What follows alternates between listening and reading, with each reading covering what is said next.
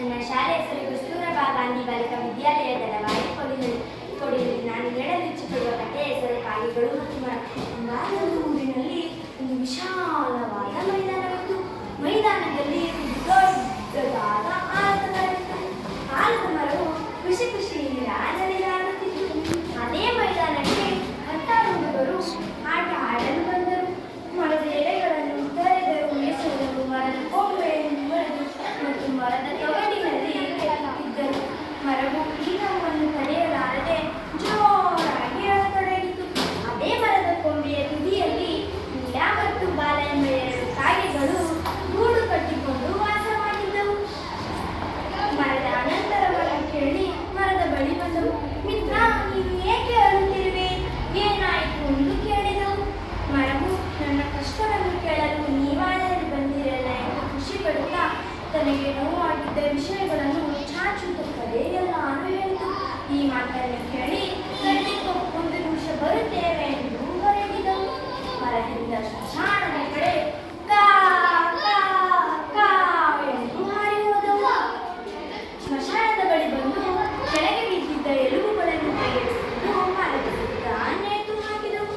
ಮಾರನೇ ದಿನ ಹತ್ತಾರು ಹುಡುಗರು ಆಟ ಆಡಲು ಬಂದಾಗ ನೋಡಿ ಚಿಕ್ಕದಾಗಿ ಓಡಿ ಹೋದರು. ಮರದ ಬಳಿ ಒಬ್ಬರೇ ಸುಳಿವಿಲ್ಲ. ಮರವು ಖುಷಿ ಖುಷಿಯಿಂದ ನಲಿದಾಡಿತು. ಮರದ ಎಲೆಗಳು ಹಚ್ಚ ಹಸಿರಾಗಿ ಮರವು ಸುಂದರವಾಗಿ ಕಾಣುತ್ತಿತ್ತು.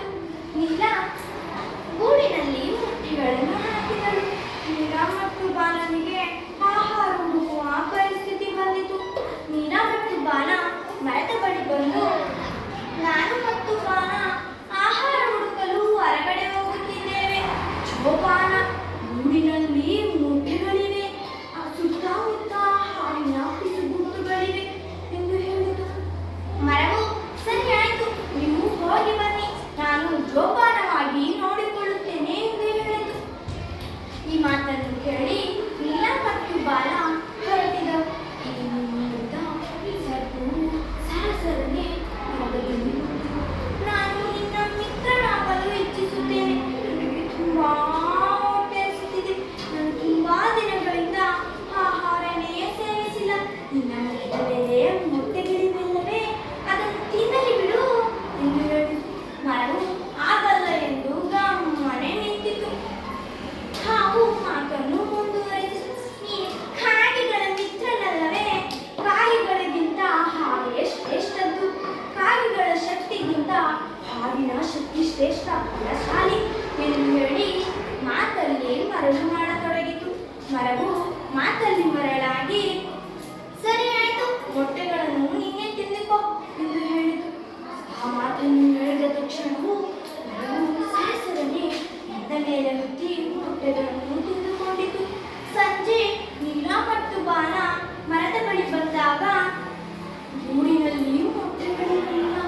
ಮರವು ನಮ್ಮ ಮೊಟ್ಟೆಗಳನ್ನು ಹಾವಿಗೆ ಆಹಾರವಾಗಿ ನೀಡಿದೆ ಎಂದು ತಿಳಿದು ಮರಕ್ಕೆ ಒಂದು ಮಾತು ಹೇಳದೆ ಹೊರಟಿ ಬಿಟ್ಟವು.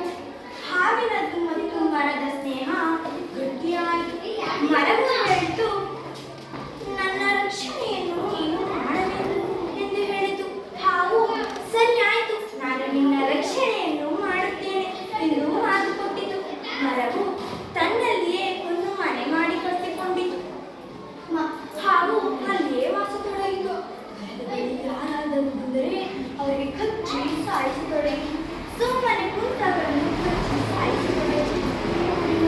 ಸಾವು, ನೋವು, ದುಃಖ ಹೆಚ್ಚಾಯಿತು. ಜನರು ಯೋಚನೆ ಮಾಡಿದರು, ಆ ಕಡೆ ಈ ಕಡೆ ಪೊದೆಗಳಿವೆಲ್ಲವೇ, ಅದಕ್ಕೆ ಬೆಂಕಿ ಹಚ್ಚೋಣ, ಹಾವು ಸತ್ತು ಹೋಯ್ತದೆ ಎಂದು ತಿಳಿದರು. ಮುಂದಿನ ಪೊದೆಗಳಿಗೆ ಬೆಂಕಿ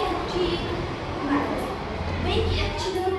ನಿಧಾನವಾಗಿ ಹಾವಿನ ಮನೆಗೆ ಬೆಂಕಿ ಹಚ್ಚಿಕೊಂಡಿತು. ಹಾವು ಸತ್ತು ಹೋಯಿತು.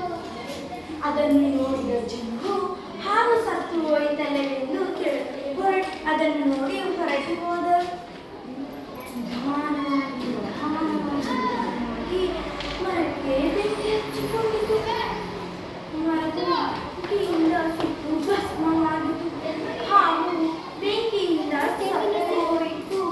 ಮರವು ಬೆಂಕಿ ಸುಟ್ಟು ಭಸ್ಮವಾಯಿತು. ಈ ಕಥೆಯ ನೀತಿ